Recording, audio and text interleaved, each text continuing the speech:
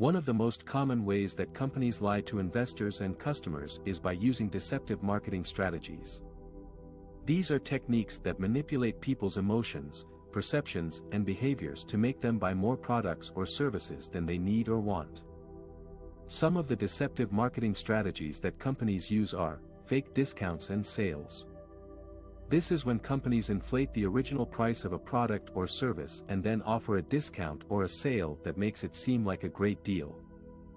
For example, a company might claim that a product is worth $100 but is now on sale for $50, when in reality the product was never worth $100 in the first place. Artificial scarcity and urgency.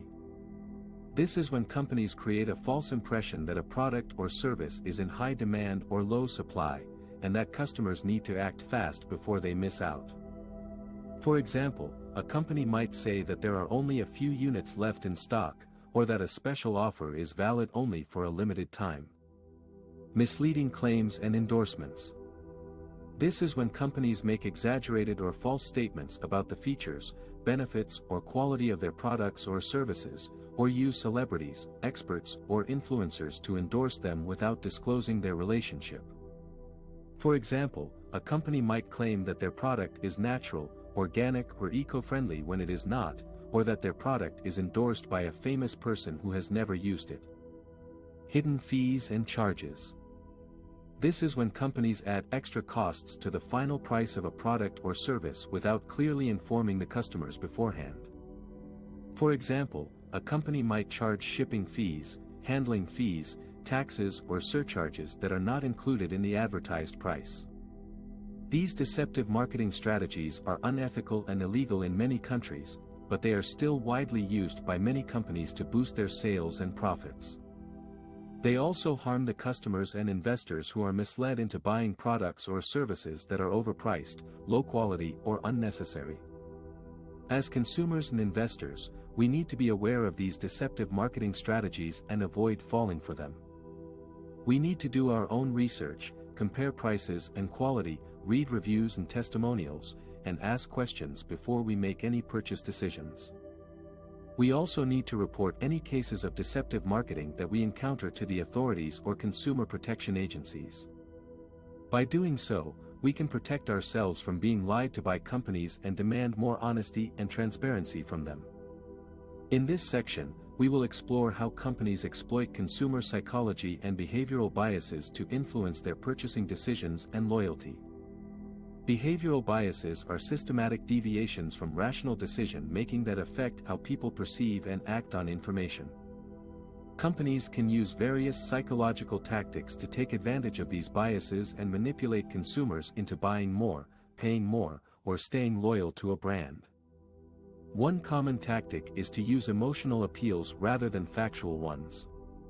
Studies have shown that emotional and psychological appeals resonate more with consumers than feature and function appeals. For example, a company might use a heartwarming story, a cute mascot, or a catchy slogan to create an emotional connection with the consumer and persuade them to buy their product or service. Emotional appeals can also trigger fear, uncertainty, and doubt in consumers, making them more likely to seek reassurance from a familiar brand or a trusted source. Another tactic is to highlight the flaws of the product or service rather than hiding them. This might seem counterintuitive, but it can actually increase the credibility and trustworthiness of the company. Consumers tend to doubt marketing claims that are too good to be true, so admitting some weaknesses can make the company seem more honest and realistic. For example, a company might say that their product is not perfect, but it is better than the alternatives, or that their service is not cheap, but it is worth the price. A third tactic is to reposition the competition rather than directly attacking them. This means changing the way consumers perceive the competitors by creating a new category or dimension of comparison that favors the company. For example, a company might claim that their product is not just another soda, but a lifestyle choice, or that their service is not just another app, but a social movement. By doing this, the company can create a unique identity and differentiate themselves from the crowd. A fourth tactic is to promote exclusivity rather than mass appeal.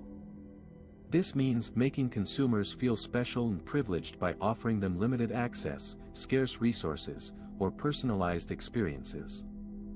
For example, a company might create a waiting list, a membership club, or a loyalty program for their product or service, or they might customize their product or service according to the consumer's preferences or needs. By doing this, the company can increase the perceived value and desirability of their product or service and create a sense of urgency and belonging among consumers. A fifth tactic is to design digital platforms that take advantage of customers' behavioral biases. This means using features such as defaults, framing, nudges, feedback loops, or gamification to influence consumers' online choices and actions.